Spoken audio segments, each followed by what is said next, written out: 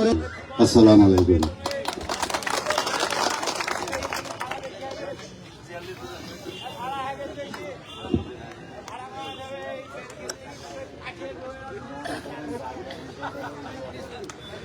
আসসালামু আলাইকুম। এই মুহূর্তে আমাদের লাইভটি সরাসরি সম্প্রচার হচ্ছে কাটাখালী বেলঘরিয়া থেকে, চারঘাট বেলঘরিয়া থেকে। আপনারা যেমনটি দেখছেন, ইমারত নির্মাণ শ্রমিক ইউনিয়ন বাংলাদেশ ইনসাফ কর্তৃক আয়োজিত আজকের এই আলোচনা সভা ও র্যালিতে আপনাদের সকলকেই স্বাগত এবং শুভেচ্ছা, এবং বাংলাদেশের সকল শ্রমজীবী মানুষকে শুভেচ্ছা স্বাগতম। এবং আজকে আমাদের লাইভটি যারা দেখছেন সবাইকে বেলঘরিয়া ভ্যান চালক একতা সংঘের জনাব মোহাম্মদ শফিকে এই দিন আমাদের মনে করিয়ে দেয় 1886 সালের সীতাকুণ্ড সেই রক্তাক্ত ইতিহাস, যেখানে শ্রমিকরা বুকের রক্ত দিয়ে লিখেছিলেন তাদের ন্যায্য অধিকার, 8 ঘন্টা কাজ, 8 ঘন্টা বিশ্রাম আর 8 ঘন্টা নিজের পরিবারের জন্য। এই স্লোগান কোনো দয়া ছিল না, এটি ছিল সংগ্রামের অর্জন। কিন্তু আজ প্রশ্ন জাগে, আমরা কি সত্যি সেই শব্দ পূরণ করতে পেরেছি? আজও শ্রমিকদের ন্যায্য মজুরি পাওনা, আজও তারা কি নিরাপদ কর্ম পরিবেশ থেকে ফিরে পেয়েছে? আমাদের মনে করে দেয় রানা প্লাজার কথা, যেখানে আমাদের হাজার শ্রমিকরা তাদের জীবন দিয়ে, তাদের আত্মত্যাগের মাধ্যমে প্রমাণ করেছে যে না, আমরা আমাদের সেই কর্মপরিবেশ, সে নিশ্চিত জীবন এখনো ফিরে পাইনি। আমরা কি আমাদের অধিকার ফিরে পেয়েছি? আমাদের এই আন্দোলন কি এখনো থেমে গেছে? না, আমাদের আন্দোলন এখনো থামেনি, এটি এখনো চলমান রয়েছে। আমাদের ন্যায্য অধিকার, আমাদের পাওনা ফিরে পাওয়ার জন্য আমাদের এই আন্দোলন চালিয়ে যেতে হবে। তাই আমি সবাইকে অনুরোধ করছি, আপনারা সেই 1886 সালের শহীদদের ভুলে যেন না, তাদের পথ অনুসরণ করে ন্যায্য অধিকার আদায়ে সচেষ্ট থাকেন।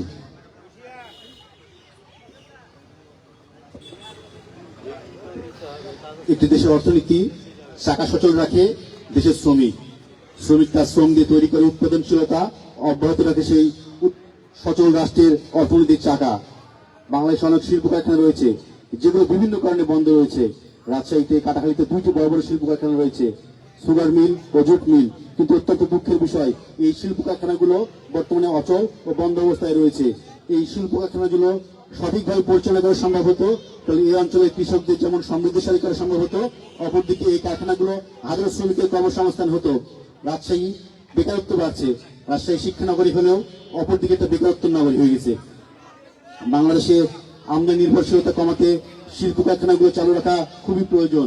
আমি আমাদের মাননীয় সংসদ সদস্যকে অনুরোধ করব, এই বড় বড় শিল্প প্রতিষ্ঠানগুলোকে পাবলিক প্রাইভেট পার্টনারশিপ বা সরকারিকরণের মাধ্যমে বা যে কোনো ভাবে টিকিয়ে রাখার জন্য, যাতে আমাদের বাবা, ভাই, সন্তানেরা বা ভবিষ্যৎ প্রজন্ম তাদের কর্মসংস্থানের ব্যবস্থা করতে পারে।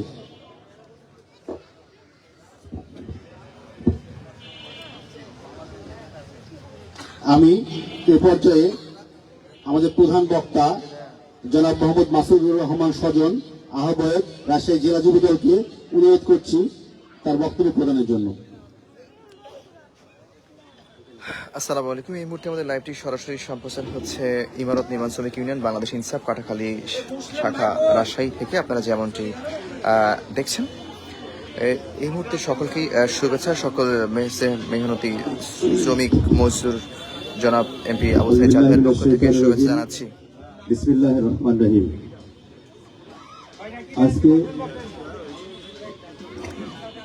আন্তর্জাতিক শ্রমিক দিবস উপলক্ষে আয়োজিত আমাদের এই ইমারত শ্রমিক ইউনিয়ন ইনসাফ কাটাখালী শাখা ও বেলঘরিয়া যুব ক্লাব আয়োজিত এই অনুষ্ঠানে প্রধান অতিথি আমাদের সকলের প্রিয় ভাজন, আমাদের চারঘাট বাগার মাননীয় সংসদ সদস্য আবু সাইদ চাঁদ ভাই। উপস্থিত আছেন অত্র এলাকার বিভিন্ন পর্যায়ের শ্রমিক নেতা সহ এই এলাকাবাসী, প্রিয় নেতৃবৃন্দ। আমাদের প্রধান অতিথি, ওনার পর্যায়ক্রমে অনেকগুলো প্রোগ্রাম আছে, আমি বেশি সময় নেব না, শুধু দু একটি কথা বলতে চাই।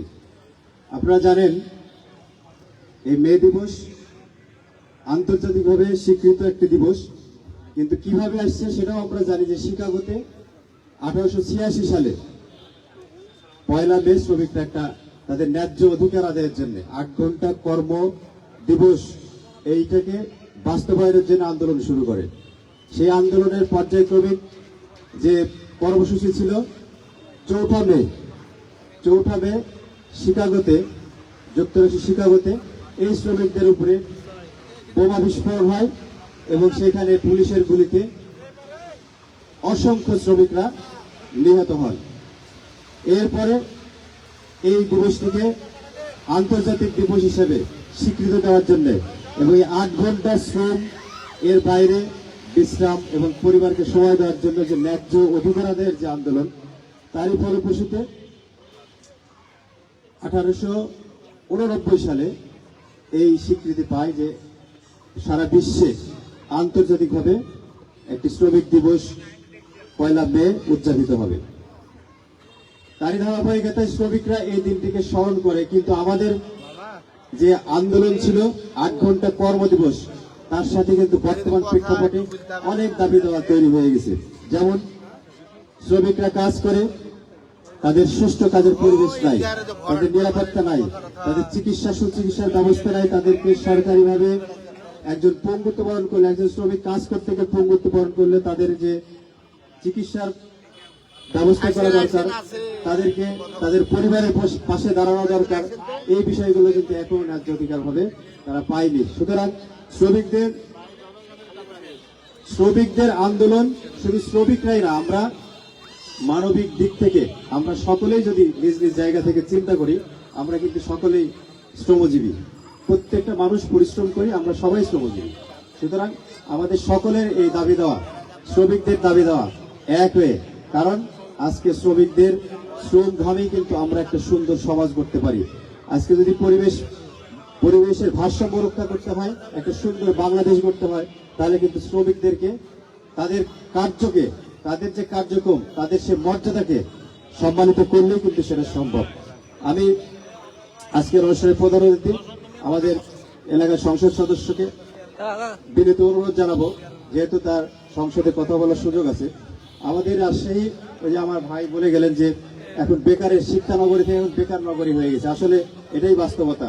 শিক্ষিত অশিক্ষিত অনেক বেকার ঘুরে বেড়াচ্ছে, ফলে কেউ মাদকাসক্ত হচ্ছে, কেউ ছিনতাইকারী হচ্ছে, কেউ বা দেখা যাচ্ছে জীবনকে অসহায়ত্বের কাছে আত্মবিসর্জন দিচ্ছে। সুতরাং আমাদের যে রেশন কারখানা, আমাদের যে সুগার মিল, আমাদের যে জুট মিল, এইগুলোকে সচল করার সাথে সাথে আমাদের নতুন নতুন কর্মসংস্থান তৈরি করতে হবে, যেখানে আমাদের এই বেকার যুবকগুলো, সে শিক্ষিত হোক অশিক্ষিত হোক, যার যেমন যোগ্যতা আছে সে অনুযায়ী যেন তারা কর্মের ব্যবস্থা করতে পারে। পাশাপাশি আমাদের এই শ্রমিক ভাইদেরকে তাদের সুরক্ষার জন্য রাষ্ট্রীয়ভাবে একটা নীতিমালা প্রয়োজন, যে নীতিমালাকে আছে সেই নীতিমালাকে সংস্কার করে তারা যেন এই শ্রমিকরা একবারে দোরগোড়ায় তারা যেন সে সুফল পায়। আপনি সংসদে এই আলোচনাটা নিয়ে আসবেন। আর আমার শ্রমিক ভাইদের কাছে অনুরোধ থাকবে, আমরা যে অবস্থায় কাজ করি না কেন, আমাদের কর্ম হলো সবার চেয়ে বড়, কর্ম সবার চেয়ে বড়, কোনো কর্মই আমাদের ছোট না।